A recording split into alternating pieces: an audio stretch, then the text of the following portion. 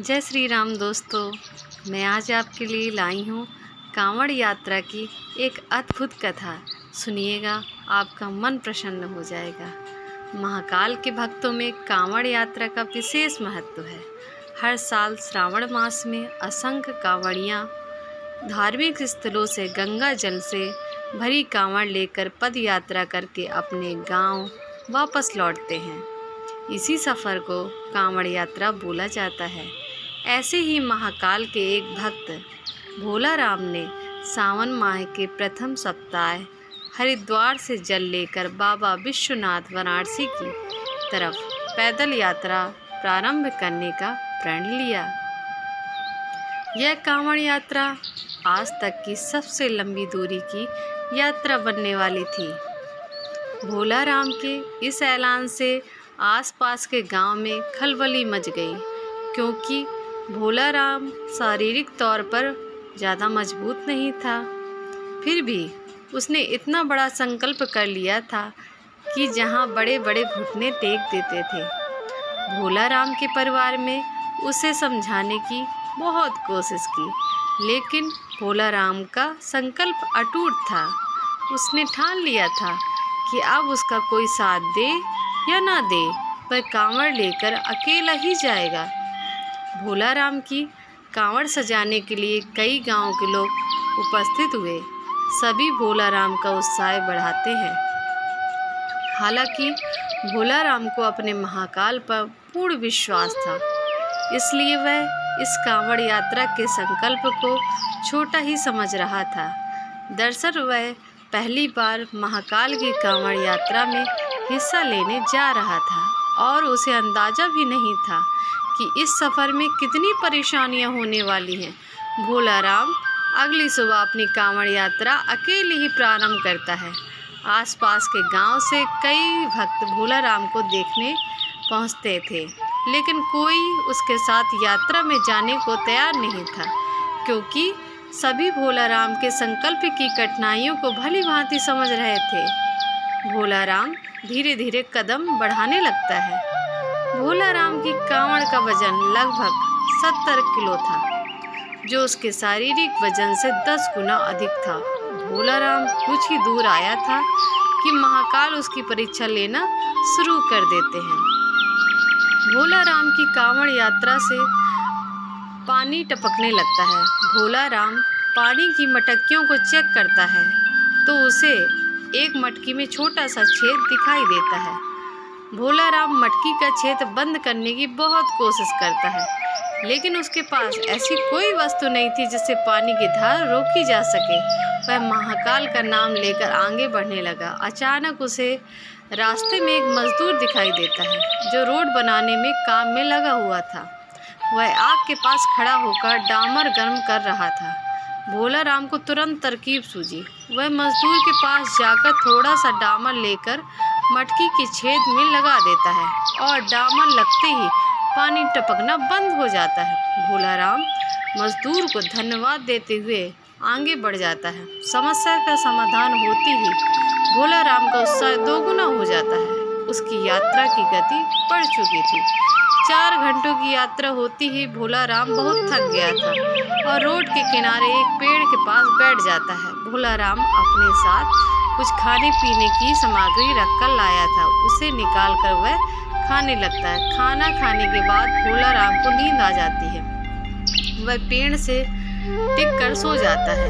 उसी सड़क से 2 राहगीर गुजर रहे थे। अचानक उनकी नज़र भोला राम पर पड़ती है। वह पेड़ से टिका हुआ सो रहा था और उसके बगल में एक थैला और कांवड़ रखी होती है। ये दोनों राहगीर आदतन अपराधी थे। भोला राम का थैला चोरी करने के विचार से दोनों उसकी तरफ बढ़ने लगते हैं। भोला राम के थैले से कुछ पैसे और उसकी यात्रा में उपयोग होने वाली जरूरी वस्तुएं रखी गई हुई थी।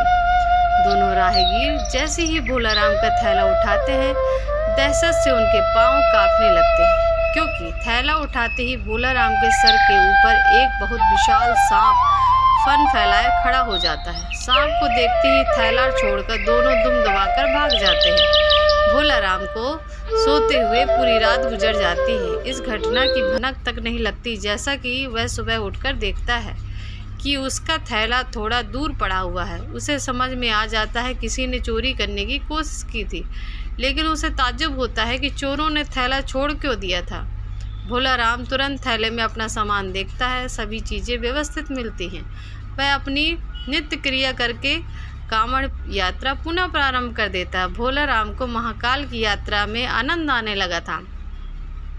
भोला राम को रास्ते में कांवड़ ले जाते देख कई श्रद्धालु खाने पीने की वस्तुएं और पैसे उसे भेंट करते हैं।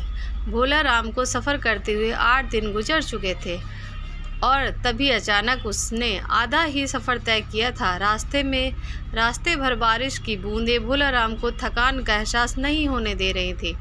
अभी एक तो भोला राम को सफ़र में किसी और ख़ास परेशानी का सामना नहीं करना पड़ा, लेकिन अब उलझना बढ़ाने वाली थी, क्योंकि बारिश तेज़ होने लगी थी। नदियों का जलस्तर बढ़ रहा था।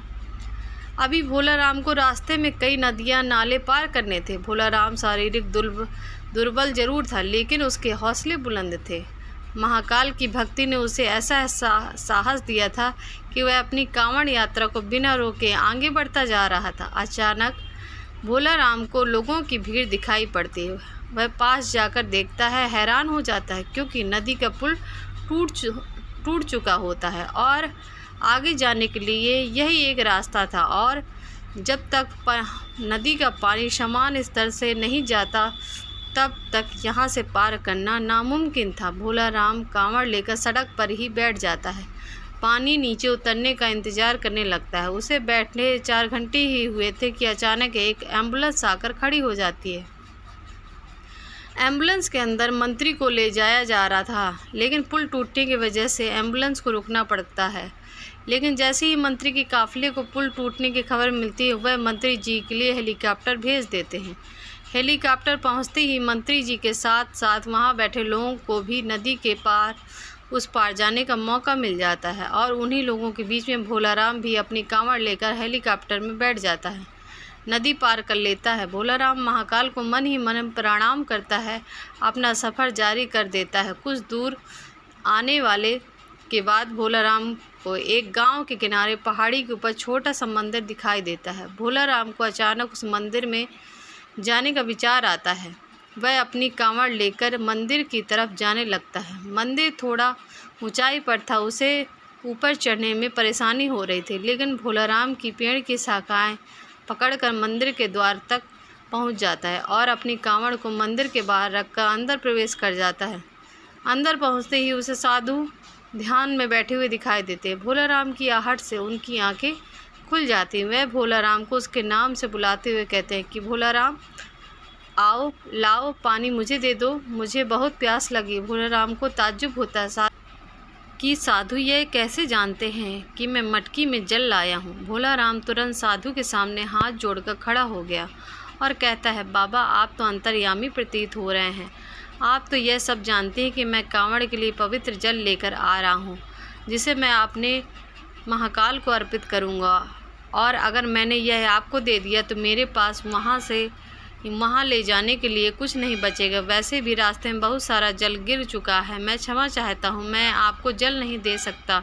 और इतना कहकर भोला राम मंदिर से बाहर आ गया और अपना कांवड़ लेकर पहाड़ से नीचे उतर जाता है। भोला राम कच्चे रास्ते से आगे बढ़ने लगता है। थोड़ी ही दूर उसे गांव दिखाई देता है, और जैसे ही वह गांव के करीब पहुंचता है, वहां कुछ लोग बैठे होते हैं। सभी भोला राम को कांवड़ ले जाते देख उसके पास पहुंच जाते हैं। गांव के लोग भोला राम को खाने पीने की वस्तु भेंट करने के लिए आगे आते हैं, लेकिन भोला राम उन्हें रोक देता है और कहता है, अगर आप कुछ देना ही चाहते हैं तो पीछे पहाड़ी पर एक मंदिर है, वहाँ साधु भूखे प्यासे बैठे हैं, कृपया करके उन्हें यह सब भिजवा दीजिए।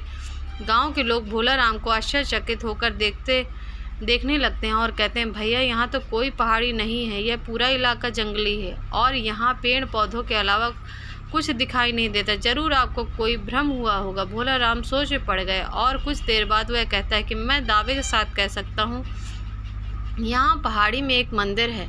आप सभी मेरे साथ चलिए, मैं आपको दिखाता हूँ। भोला राम सभी को लेकर पहाड़ी को खोजते हुए चलने लगता है, लेकिन उसे कुछ दूर आते ही एहसास होने लगा कि वह गलत रास्ते पर आ रहा है, क्योंकि काफ़ी देर तक चलते हुए उसे पहाड़ी दिखाई नहीं दे रही थी। यह रास्ता भी उसके लिए अनजाना सा लग रहा था। यह गांव वालों ने तुरंत कहा कि आपके गांव आने का इसके अलावा कोई और रास्ता है क्या? गांव वाले मना कर देते हैं। भोलाराम को समझाते हैं कि आप भ्रमित ना हो, यहाँ कोई मंदिर नहीं है, ना ही कोई साधु भूखा प्यासा बैठा है। आप अपनी कांवड़ यात्रा पुनः प्रारंभ करें, अभी आपका सफ़र लंबा है। भोलाराम वहीं घुटने के बल बैठ जाता है और हाथ जोड़कर महाकाल का आह्वान करके ज़ोर ज़ोर से रोने लगता है और रोते हुए कहता है, महाकाल, मैं आपको पहचान नहीं पाया, कृपया मुझे दर्शन दीजिए। मैं जानता हूँ साधु के भेष में आप ही थे।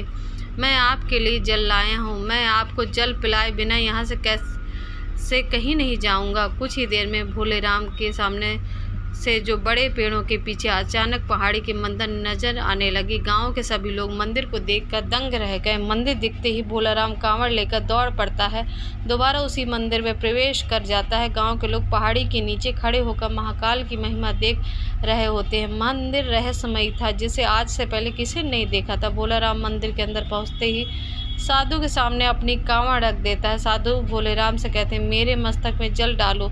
जैसे ही भोलाराम मटकी से साधु के सर में जल डालता है, अचानक से उनके सामने का नज़ारा बदल जाता है और वहाँ वह वाराणसी के गंगा नदी के किनारे पहुँच चुका होता है। उसे कुछ समझ में नहीं आ रहा होता, क्योंकि अभी यहाँ तक पहुँचने के लिए उसे 5 दिन का सफ़र और करना था, लेकिन यह सफ़र पलक झपकते ही पूरा हो चुका था। महाकाल की महिमा को समझ चुका था। भोलेराम की आंखों से आंसू आ गए और वह गंगा नदी के किनारे महाकाल को ध्यान में बैठ जाता है। भोलाराम की कांवड़ यात्रा स्वयं महाकाल ने संपन्न की थी, जिससे भोलेराम का जीवन धन्य हो गया। उसकी कांवड़ यात्रा पूरी हो गई। यही थी महाकाल की कांवड़ यात्रा की कहानी। आशा करती हूँ कि आप सबको बहुत पसंद आई होगी। अगर पसंद आए तो चैनल को सब्सक्राइब करिएगा, वीडियो को लाइक करिएगा और कमेंट में हर हर महादेव लिखिएगा। हर हर महादेव।